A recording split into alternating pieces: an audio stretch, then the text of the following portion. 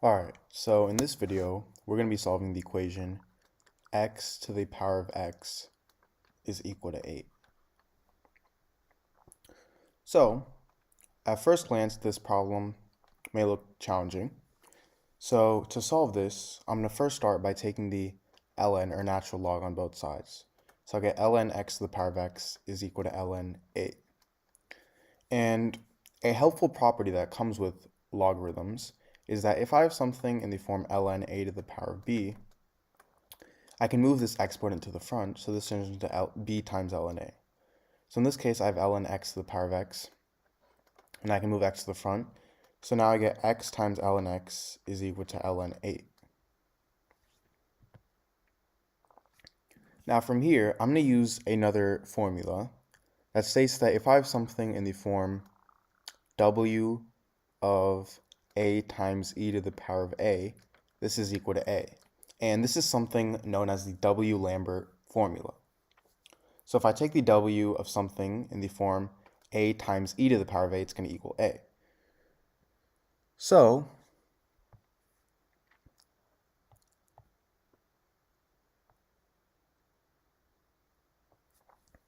in this case, I'm going to rewrite this as ln x times e to the power of ln x is equal to ln 8, because x is the same thing as e to the power of ln x.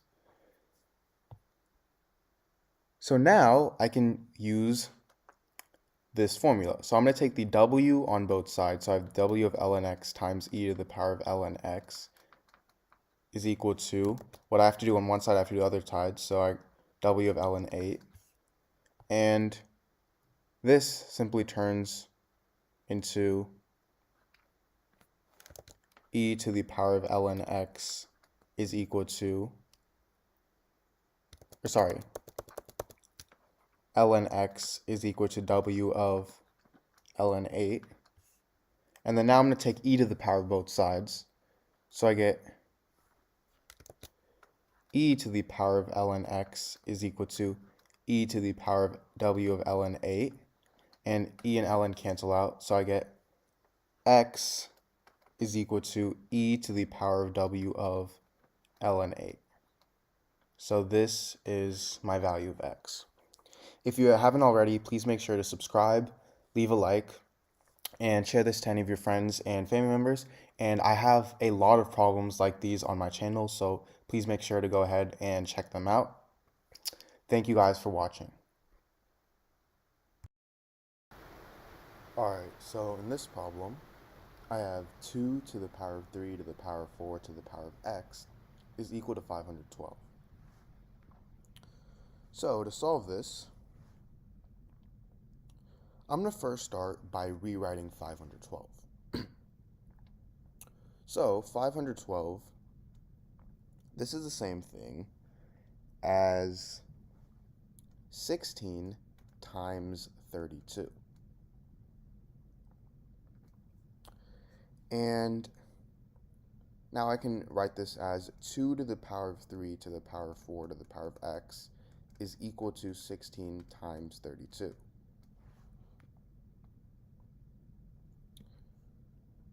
Now 16 is equal to 2 to the power of 4, and 32 is equal to 2 to the power of 5. So this is why we wrote 512 as 16 times 32, because now I have 2 to the power of 4 times 2 to the power of 5, and notice how we have another base of 2 over here, 2 to the power of 3 to the power of 4 to the power of x. So now I can rewrite this as 2 to the power of 3 to the power of 4 to the power of x is equal to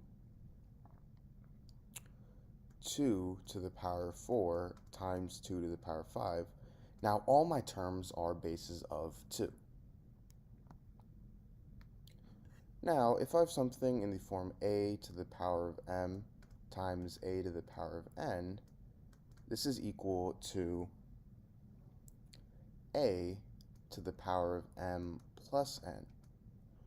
So right here we have 2 to the power of 3 to the power of 4 to the power of x is equal to 2 to the power of 4 times 2 to the power of 5, which is the same thing as 2 to the power of 4 plus 5. And 4 plus 5, that's equal to 9. So 2 to the power of 3 to the power of 4 to the power of x is equal to 2 to the power of 9. And also, instead of doing all that, remember over here how we had at the start 2 to the power of 3 to the power of 4 to the power of x equals 512. 512 is equal to, well, we know that 2 to the power of 5 is 32, so 512 is 2 to the power of 5 times 2 to the power of 4, which is 2 to the power of 9. So we could have just said at the start that 512 is equal to 2 to the power of 9, but some people don't know that 2 to the power of 9 is equal to 512, so that's why we had to do all of that. So now going back here, we have 2 to the power of 3 to the power of 4 to the power of x is equal to 2 to the power of 9. And now, if I have something in the form a to the power of m is equal to a to the power of n, this means that m is equal to n.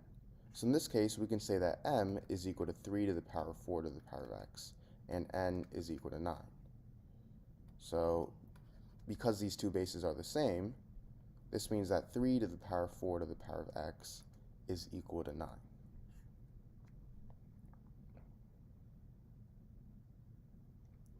Now, 9 is the same thing as 3 squared.